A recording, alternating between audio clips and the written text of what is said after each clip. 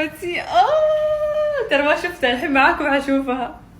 وحشتيني وحشتيني وحشتيني وحشتيني يا غرفتي الغالية، أحبها. لازم كذا بعد السفر أدخل على غرفتي وأتأمل كل شيء كذا ما أدري برا. أحبها، أحب أكتر غرفة في البيت أحبها هي غرفتي، أكثر حتى من غرفة النوم، أكتر من الصالة، أكتر من أي شيء. يمكن لأنه خلاص إنه هذه غرفتي ما في أحد يدخلها وكلها أشيائي وإيش. I miss you so much. حضن معي أوكي مع الستارة.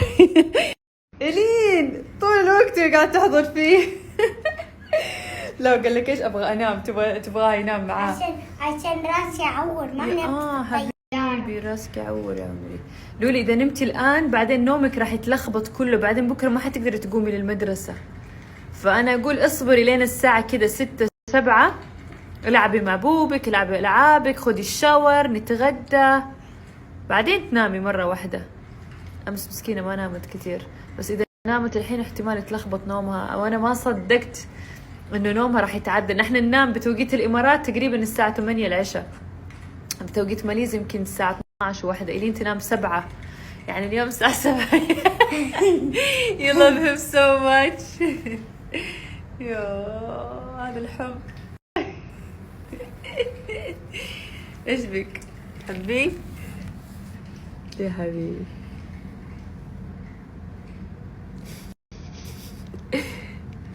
ايش بك؟ ايش في احمر هنا يا لولي؟ بعوضة ولا ايش؟ ايه بس شوفوا مين جا عند لولي. فربي جبته انا. انت بس هو طلع لهنا صح؟ ايوه طلع فوق. بربندوري والله انك وحشتني بربندوري. فاكر اخر مرة؟ فاكر لما كنت تحاول تهرب قبل السفر او يوم السفر؟ ما ادري ايش يصير في يوم السفر، يحاول يهرب من البيت، يعني انه زعلان وكذا. خلاص رجعنا يا حبيبي، رجعنا. شوف مشغل مطر، ما ادري اذا سامعينه ولا. يلا وين دحين اطلع لك كيس المكافآت. يبغى لهم طبعا حلاقه، يبغى لهم ترويش، يبغى لهم تطعيم كلهم. هذا راح ياخذ اول تطعيمات في حياته، لانه على عمر 3 شهور لازم تدوا القطه تطعيمات، وهذول راح ياخذوا تطعيماتهم السنويه. لين شاور يلا يا قمر، يلا تعالي شاور بعد مطار وبعد السفر. حطيتي هنا ايش حيتروش معاك يعني ولا ايش؟ ايوه تروشوا. والله ما له ترويش. لا خلاص هم راح يروشوه. شكله من الحر صار كذا. شوفوا لا وحشته غرفة النوم. والله حسه كبيرة، ما ادري حسه صارت كذا كبرت في المساحة. يمكن غرفة النوم اللي احنا كنا فيها كانت يعني كتكوتة ما ادري، بس كبرت والله. تومي قاعد يلحقني من مكان لمكان. يا حبيبي يا توم يا حبيبي.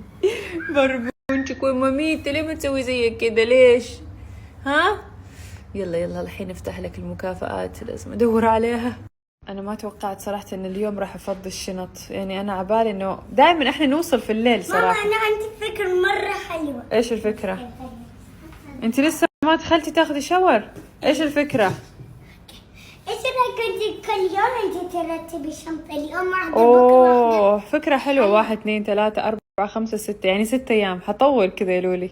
انا افضل اني اخلصها بيوم واحد ولا اني ابطط الشغل، ما احب كذا، احب على طول اخلص. بس ماي جاد دائما احنا نوصل بالليل وثاني يوم انا افرغ الشنط، مو نفس اليوم. بس ما ادري احس المنظر يعني، خاصة اني حاطة الشنط هناك جوا لازم انزلها كمان عشان ما تخرب. أول شنطة حطيت فيها هذه أخذتها معي للطيارة وحطيت فيها الشنط، فأول شيء راح أفرغها هذه عشان ما تخرب الشنط، أحطها بعلبهم.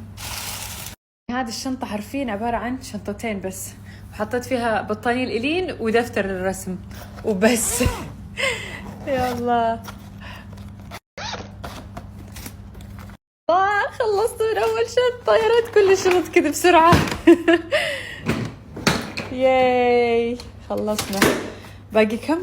باقي 5. لا مشكلة هذه أصغر واحدة أصلا ما فيها شيء.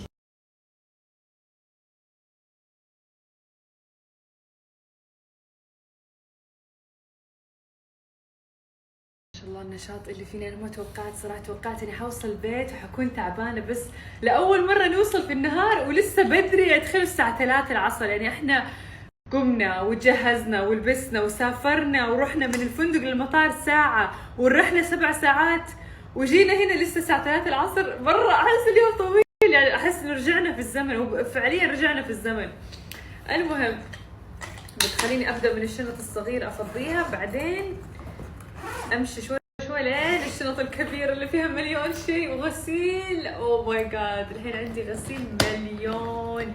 انا ما احب لما ارجع من السفر صراحه يتراكم عندي الغسيل بطريقه مو طبيعيه، بس لما مثلا نكون مسافرين وكذا اخلي عبد الرحمن يروح يوديها لهذا الليكو. انا صراحه يكون مره تو ماتش تو ماتش غسيل. طبعا هذه الشنطه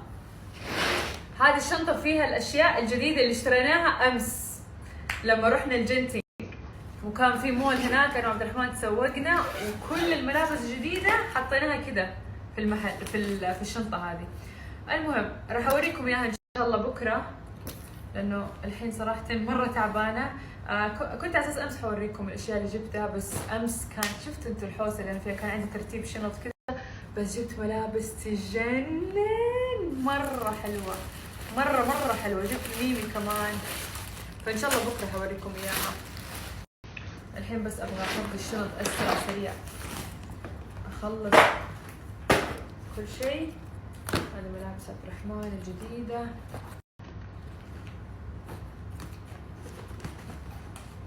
شراريب. تعرفوا في نصيحه شفتها واحده في اليوتيوب قالت انه انا انصحكم انكم تغيروا كل شراريبكم وتشتروا نوع واحد ولون واحد بس، عشان لما تغسلوا الشراريب ترتبوا خلاص، ما تصيروا تحوسوا والله هذا الشراب مع ايش، هذا وين الفردة.